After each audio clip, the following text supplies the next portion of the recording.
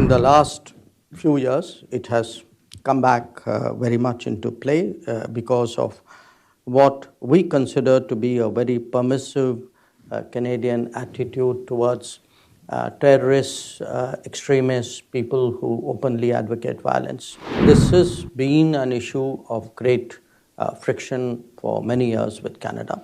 What he was alleging was not consistent with our policy, where my diplomats are unsafe going to the embassy. We in the United States have had the experience not only of lectures from India, but lectures from Canada. And, I think... they look at you as the global South. Yeah.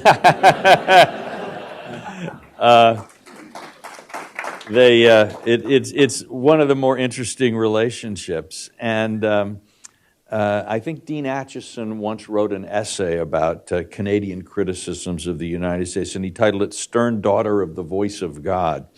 But certainly the Canadian Prime Minister has made some serious charges recently. But I also see that from press reports that you have met while you're in Washington with National Security Advisor Sullivan, with our Secretary of State, Blinken, and that this subject has come up. Can you give us any information about how this is or isn't affecting U.S.-India relations, where this whole matter stands now from your perspective?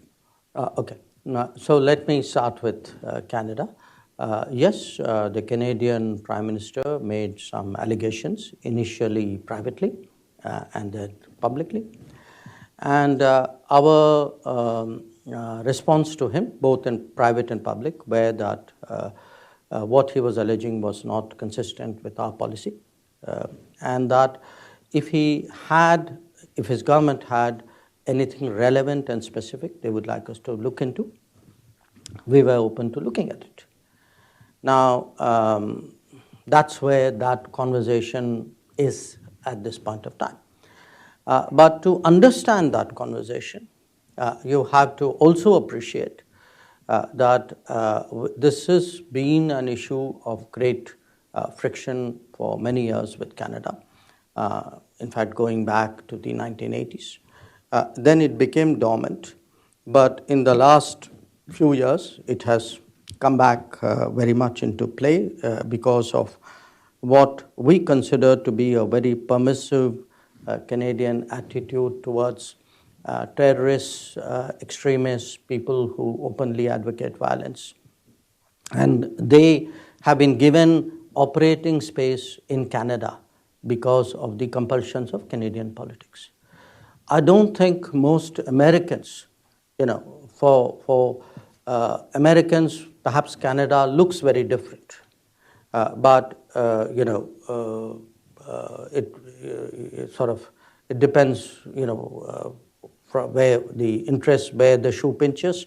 For us, it has certainly been a country where organized crime from India, mixed with trafficking in people, mixed with secessionism, violence, terrorism. It's a very toxic combination of issues and people who have found operating space there. So a lot of our tensions with Canada, which well preceded what Mr. Trudeau said, actually come out of that.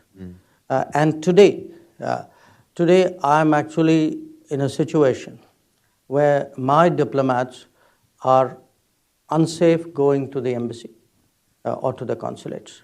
In Canada? In Canada. They are publicly intimidated. And that has actually compelled me to temporarily suspend even visa operations in Canada. So as I said, often countries look very different depending on how you see them and what your interests are. But I have this problem in Canada. And so your question, did I speak about it with Jake Sullivan and Tony Blinken? Yes, I did. And? No.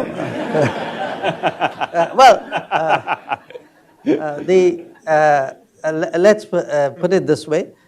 They obviously shared U.S. views and assessments on this whole situation. And I explained to them at some length, what I gave you was a summary of the concerns which I had. So I think hopefully we both came out of those meetings better informed.